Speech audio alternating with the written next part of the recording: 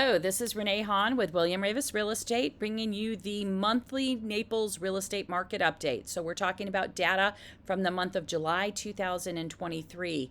I continue to play with this format a little bit, change it up each month, try to keep it somewhat interesting while also keeping it succinct and informative. What I'm going to do, you're seeing an image of two things. We've got my market update website in the background, and then my little snapshot graphic I do. And I'll start with the graphic, and then I'll say a few words about the website as we close up. But before I get into the graphic, just to give you a overarching sense of the market, if I were to oversimplify, it's definitely been softening, slowing down. Now, that doesn't mean there aren't pockets of activity in the area that are still doing very, very well.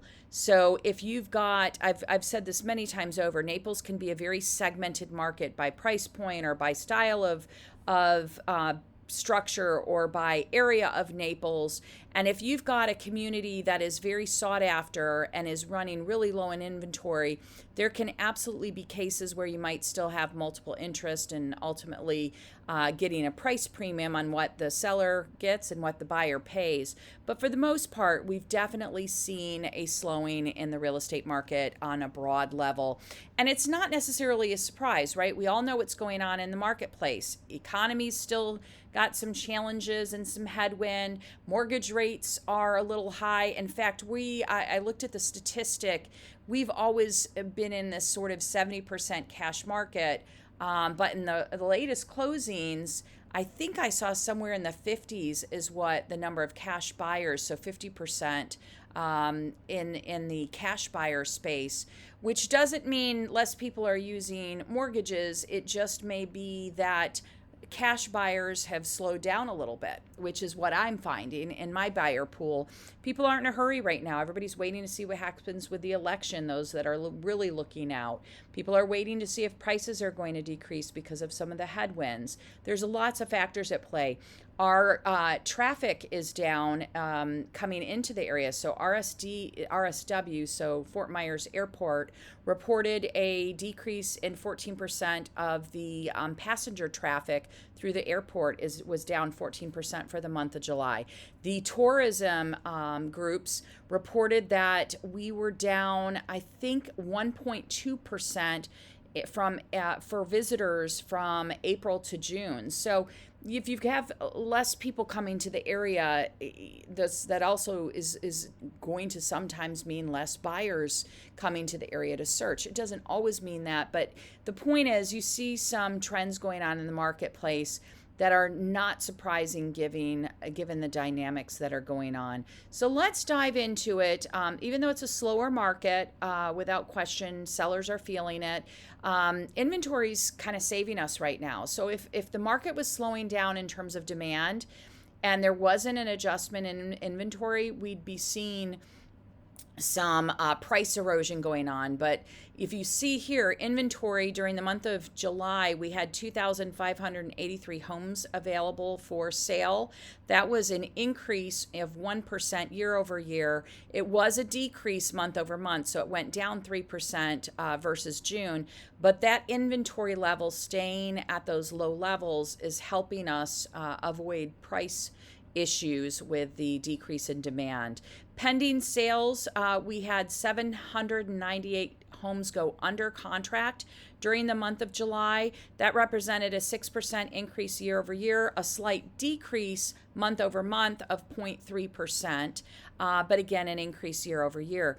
Median close price is holding pretty tight. I believe we were at 600 for last month. We're at 595 this month, so that represented a 9% increase year over year and a 1.2% decrease month over month. I say this every month. Median close price I categorize as interesting, but the reality is it can be as much about the mix as it can be about actual home values. New listings, 810 properties came on the market as a new listing during the month of July. That represented a 15% year over year decrease and a 5.8% decrease month over month. So again, inventory's low, new listings is slowing down a little bit. Not terribly unusual in any year given some of our seasonal swing, but certainly good, if you will, in balancing the market out for right now. Closed sales were down both year over year and month over month. So we had 600 homes, their transactions closed during the month of July. That was down 12% year over year and down 28.3% from the prior month. And lastly, days on market is continuing to creep up. 56 days on market is not a bad average. But know that that's balanced between some of the properties that are still selling pretty quickly because inventory is low. So in a highly desirable area, it may go. It is not unusual. I'm starting to see more and more homes that are remaining on the market for 90 days, 120 days, sometimes over a year. So it balances out, but it's creeping up slowly. That's a 183% year over year increase and a 12% month over month increase. So those are your overarching stats, some of the high level things that you may find interesting to keep a pulse on the market. Before I close out, I wanted to also share, you've hopefully come on this website to see this video. But even if you're watching it on Facebook or another social media or digital media, if you come on this website, I wanted to highlight, I adopted a new and designed and adopted a new website last month. And in doing that, in addition to seeing the video here, I've made this so that you can filter these graphs. So these are great real-time graphs. It breaks it up into single family homes on the left, condos on the right. You can use this drop down and tell the system, what are you looking to see? Do you want to see median sales price? Do you want to see months of supply? You choose that and it will pull up the graphs specifically for that data for single family homes. So I really encourage you, use this data. I pay for this data. It's great to have it here and be able to offer it to you. And I want you to take advantage of it. It's got interactive graphs as you go.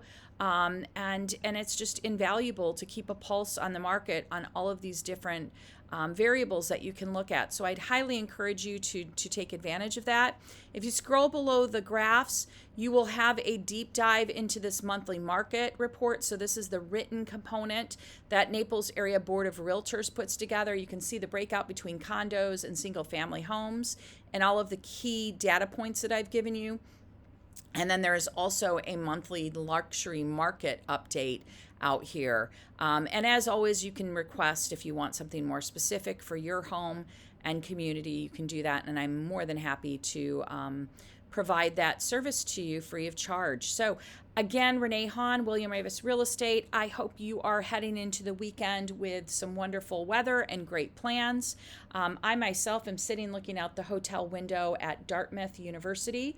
My daughter just got an official offer. She is just starting her junior year in high school, and they have given her an offer to come and play soccer here when she graduates in 2 years. So exciting day, but I still wanted to carve out time for all of you to make sure you didn't miss your monthly market update. I hope everyone has a fantastic weekend. Thank you for joining me.